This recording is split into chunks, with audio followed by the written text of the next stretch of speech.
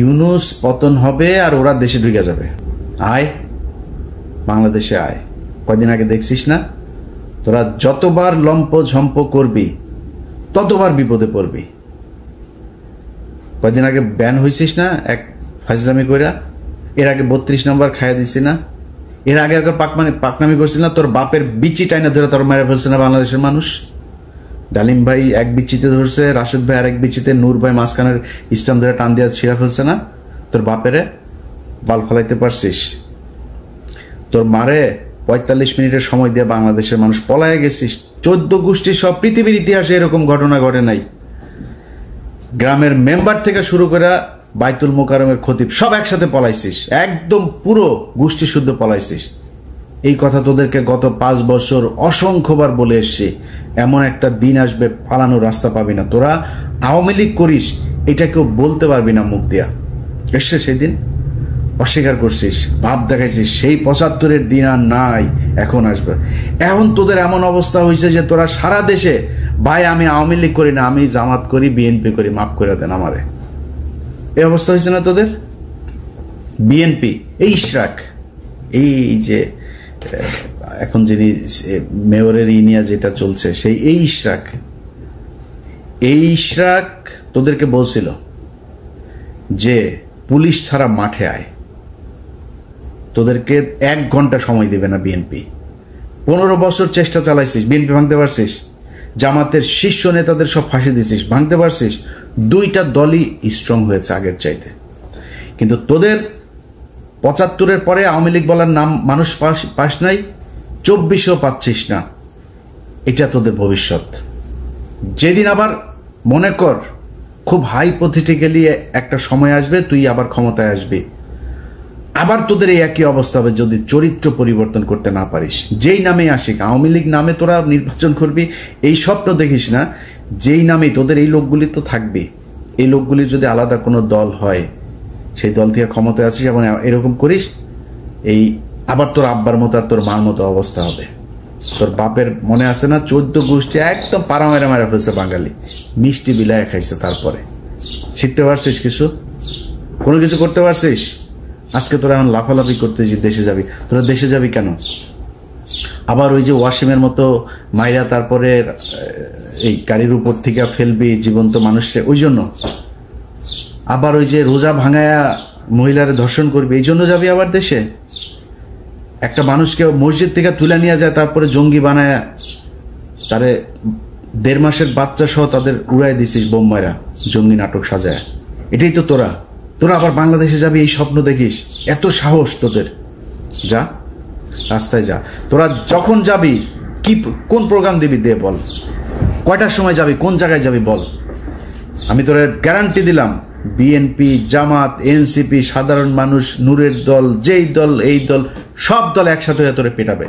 যা, সময় দে। তুই কবে আসতে চাস? ইশরাক তোদের বলছিল না পুলিশ ছাড়া? এখন পুলিশ নাই, এখন পুলিশ তোদের পিছনে নাই। আয় রাস্তায় আয়, তোদের সাথে খেলবে। তোরা আবার বলতে পারিস যে আমি আমেরিকায় বসে বসে, আর বেটা আমেরিকা বসে দেশ চালাইতেছি, তুই কি মনে করিস? তোর বাপ পাকিস্তানে বসে দেশ স্বাধীন করছে না? আমি দেশ চালাইতেছি আমেরিকা বসে। আমি যা বলতেছি তাই, তুই যা, আমি তোরে কথা দিলাম। তোর যদি পেটাইতে না পারে বাংলাদেশের মানুষ, আমি কান কেটে ফেলাই দেব। যা, তোরা বাংলাদেশে গিয়েই কর। তোদের ভেতরে যদি মিনিমাম কোনো মনুষ্যত্ব বোধ থাকতো, বিবেক বোধ থাকতো, মানুষ যা চিন্তা করে ওই চিন্তা যদি আওয়ামী লীগের তোদের মাথায় থাকতো, জীবনে কোনোদিন আর মুখ উঁচু করে কথা বলতে পারতি না। তোর লজ্জা লাগে না তোদের এখন? এই যে সারাটা দেশে তোদের অবস্থা দেখ, সব আওয়ামী লীগ এখন, আমি বিএনপি, ভাই আমি জামাত, মাফ করে দে, ভুল হয়েছে বলতেছিস না এগুলি? সারাটা দেশে তোদের এক অবস্থা। লজ্জা করে না? এই লজ্জা তোরা মনে কর, কথার কথা তোরা আবার আসলি, ক্ষমতায় আসলি, আবার ফের ক্ষমতায় আসার পরে তারপরে তোরা দেশ চালাইলি, বিএনপি জামাতটা পিডিআইটিটা আবার সোজা করে ফেললি। এই যে গত 9 মাস, কালকে তোর হাসিনা ক্ষমতায় আসলো, মনে কর কালকে হাসিনা ক্ষমতায় এলো, ইউনূস চলে গেল, যেমনটা শিরোনামে বলছিলাম, তোরা দেশ চালানো শুরু করলি। এই 9 মাসের ক্ষত, এই যে অপমান, এটার জবাব কি দিবি? তোরা তো বলতিস, আমরা তো 5 বছর বলতাম যে তোদের একদিন সময় আসবে আওয়ামী লীগ নামের উপরে মার খাবি, খালি শুনবে আওয়ামী লীগ মার খাবি। রাস্তায় মার খাচ্ছিস না? মিছিল করছিস, তোরা গণধুলাই খাচ্ছিস। এদিন এই যে লোকটার জন্য আমার খুব মায়া লাগে, এই যে অভিনেতা ওর নাম কি, সিদ্দিক, এই লোক বেচারারে ছেড়ে দেওয়া উচিত। এ কমেডিয়ান। এখন নুসরাতের ধরেন জিনিস আছে, নুসরাত জিনিস দিয়া ছাড়া পেয়ে গেছে, এখন ওর তো জিনিস নেই, ও ছাড়া পাবে কেমন, ওরে জেলে ঢুকে গেছে। যাই হোক, খালি জামাত আওয়ামী লীগের পক্ষে একদিন কথা বলছিল, ওই যে নমিনেশন আনতে যায়, কি পেটানো ওটা পেটাইছে। দেখ, ওদের লজ্জা শরম কোনো কিছু যদি থাকে জীবনে, আর এই হুমকি দেওয়ার সাহস পাইতে না। এমন তোরা হুমকি দিস, লগি বইটা নিয়ে কালকে আওয়ামী লীগের বিভিন্ন পেজে টেজে ওরা রাতে না পারে দেশে চলে আসে। এরকম এক পরিস্থিতি, লগি বইটা নিয়ে তারা নাকি মারা ফেলবে, খায় ফেলবে, একটা কেউ যেতে দিবি না, বেরোতে দিবি না। কই যাবে রে? বাংলাদেশের বিএনপি জামাতের লোকজন এই দেশেই ছিল, এই দেশেই আছে, এই দেশেই থাকবে। এনসিপির লোকজন এই দেশেই থাকবে। দেশে তাদের মধ্যে অনেক সমস্যা হবে, অনেক গ্যাঞ্জাম হবে তাদের নিজেদের মধ্যে, তারা দেশ ছাড়া যাবে। তোরা দেশ ছাড়া পারবে? তোরা সারা জীবন তোদের 14 গোষ্ঠী বিয়েও করছে, বাইরে বিয়েও করছে বিধর্মীদের সাথে, তারপরে তোদের কিছু হইলেই দেশের বাইরে যাওয়া, এগুলো তোদের কাজ।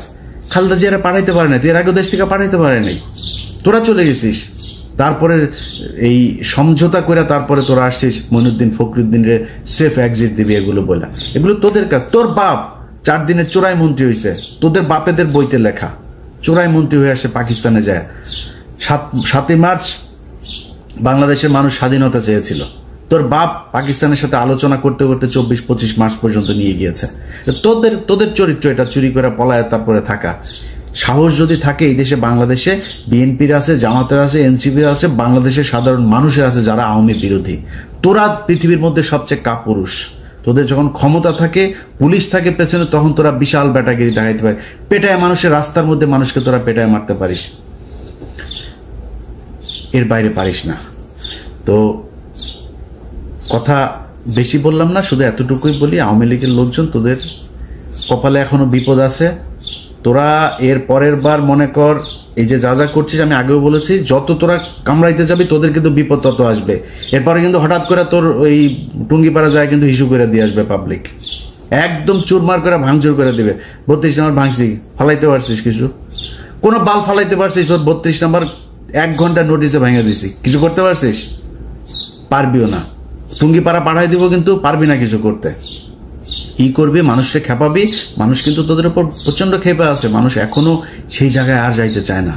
তোরা এই দেশের এতিম পোলাপান, এগুলোরে তোরা রাতের বেলা রাতের আধারে মারছিস, মায়েরা তারপরে সংসদে হাসাহাসি করে কথা বলছিস। এটা তোদের শাস্তি শুরু হয়েছে। এই শাস্তি থেকে বের হওয়া এত সহজ না। আল্লাহ তোরা যে পরিমাণে করছিস, এই গত 15 বছর তোরা বিএনপি জামাতের বিরুদ্ধে কাজ করিস নাই, তোরা সরাসরি আল্লাহর বিরুদ্ধে কাজ করছিস, এখনো করছিস। তোদের বাপ এই যে জয় প্রতিদিন ইংলিশে পোস্ট করে, তুই ইংলিশে পোস্ট করিস কেন? আচ্ছা, তোর বাংলাদেশ নিয়ে না তোরা রাজনীতি করিস? বাচ্চা কোথাকার বাচ্চা, সারাদিনের কাজ হইলে বাংলাদেশে কেমনে জঙ্গি বানাবে মানুষ। আরে ভাই, আমার বাংলাদেশের মানুষ 80% মানুষ টুপি পরে, এখন ওই ছবি নেয়, একটা মিছিল হয়েছে, ছবি নেয়, সেটা নিয়ে দেয় বাংলাদেশে নাকি ISI নাকি বাংলাদেশ দখল করে ফেলেছে। শুয়োরের বাচ্চা, এত খারাপ মানুষ ওরা সারাটা বছর, এই 15টা বছর ওরা ইসলামের বিরুদ্ধে যুদ্ধ করেছে, ওরা আল্লাহর বিরুদ্ধে যুদ্ধ করেছে, তার পানিশমেন্ট আজকে তারা পাচ্ছে। এখন আবার ফাল পারে। এত তাড়াতাড়ি তোদের পানিশমেন্ট শেষ এটা মনে হয় তোদের কাছে? সময় আছে, এখনো মাপ চা। ছোট্ট একটা গ্রুপ হইলেও মাপ চা, যে আমরা মাপ চাই, আমাদের এই ভুল হয়েছে, আমরা বাংলাদেশে থাকতে চাই, রাজনীতিও যদি করতে চাই তাহলে ওইগুলি সব মাপ চায়া টায়া, তারপরে ওদের থেকে সরে আসতে হবে। এই শেখ পরিবারে ওদের জন্মই জাউরা, এই যে শেখ মুজিব, এই শালা ছিল জাউরা, ওর তো বাপ তো ওইখানকার, মার পেট হয়ে গেছিল প্রেম করে, সেই শালা বিয়ে করে না, আরেকজনের ঘাড়ের মধ্যে, লুৎফুর রহমানের ঘাড়ের মধ্যে ফেলাই দিছে, ফেলাই দিয়া তো পেটওয়ালা মাগিরে নিয়ে আসা, তো এখন মুজিব তো পয়দা নিছে, পয়দা তো জাউরা, তো এই জাউরার মানে পুরা বংশ জাউরা শালারা। এদের কথাবার্তা, এদের কাজ কাম একটা ভালো পাবে না, আল্লাহর কসম করে বললাম ভাই। এই পুরা শেখ পরিবারে একটা দেখান ভালো, একজন ভালো মানুষ আপনি দেখান। খালি পার্থ ভাই কেমনে ওই বাসায় গিয়া পড়ছিল জানি, তো ওই এদের এই মানে এই অন্তত আওয়ামী লীগের এগুলো খায় না এই 15 বছর। ভেতরে ভেতরে জানি না পার্থ ভাই কি কিন্তু সামনে অন্তত খায় নাই। এর বাইরে পুরো বংশের ভেতরে দেখেন, এক জায়গায় আপনি খুলনায় যান, ওই ফরিদপুরে যান, ওই বাগেরহাটে যান, মাদারীপুরে যান, গোপালগঞ্জে যান, ওদের রক্ত যেখানে আছে সবখানে একই অবস্থা এদের। এত জাউরাই কুত্তার বাচ্চারা। তো মানে আমি ওদের কালকের এই যে ফেসবুকের ওদের যে অ্যাগ্রাসন, এগুলো দেখা মানে আমি মানে অনেকদিন পরে ইচ্ছা হইলো, বুঝছেন, ওদেরকে একটু দোয়া দুরুদ পড়ার। তো একটু পড়ে দিলাম, অনেকের কাছে খারাপ লেগেছে। মাপছে আওয়ামী লীগের এইভাবে বলতে হবে ভাই, যারে আপনি কুত্তারে তো কুত্তা ছাড়া কি বলবেন, ওরে ডাক দিবেন এই শেখ মুজিবের দিকে, কুত্তারে তো কুত্তা বলেই ডাকবেন, মানে শীষ দিবেন বা কিছু একটা বলে রাখবেন, বাট নাম তো কুকুরই। অতএব আওয়ামী লীগরে ওদের সাথে যদি আপনি কথা বলতে চান, ওদের সাথে ডিল করতে গেলে আপনি কোনো ঠান্ডা মাথায় ডিল করতে পারবেন না। একটা দোকানের মাচায় বসবেন, ওদের একজন থাকবে, আপনারা 50 জন, ওই শালার সাথে পারবেন না। পয়দা তো হয়েছে ওই যে বর্ডারের ওই পাশে অনেকগুলো মিলা দাদারা মিলা তারপরে আকাম করে ছাড়া দিছে না, এগুলি এখন আইসা ফুটফুটে সুন্দর ছাত্রলীগ, ফুটফুটে সুন্দর যুবলীগ, এগুলি হয়েছে।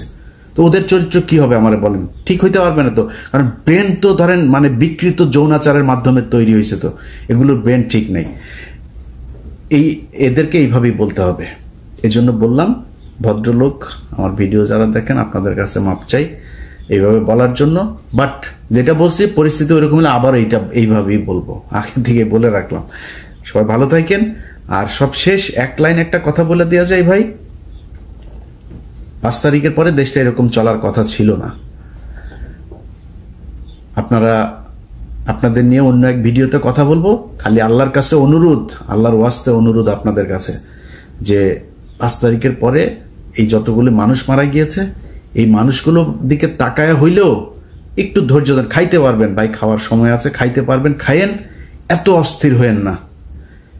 5 তারিখের পরে যদি খালি এখন পর্যন্ত একটা মানুষ গুম হয় নাই, 5 তারিখের পরে এখন আর কাউকে জঙ্গি হিসাবে দেওয়া হয় না, বাংলাদেশে আর কোনো জঙ্গি হামলা হয় নাই, নাটক সাজানো হয় নাই, এটা সত্যি কথা। কিন্তু আমি সরাসরি বলি, ঘুষ দুর্নীতি 1 টাকাও কমে নেই। আমি আমি আমি ইলিয়াস হুসাইন, আমি কত মানুষকে যে মানে ঘুষের থেকে বাঁচাই, কত মানুষকে তার মানে বিপদের থেকে বাঁচাই আল্লাহর রহমতে। আমার কাছ থেকে 1 কোটি টাকা ঘুষ চাইছে, আমার নাম বলছে সেখানে একটা কাজে, কি কাজে সেটা বললাম না, জায়গা মতো দেওয়া হয়েছে আমার একটা ফাইলের ব্যাপারে, তো তারে দিয়েছি, সে উপদেশটা বলেছে যে সে অ্যাকশন নিবে, এটা আর পাবলিক আনলাম না।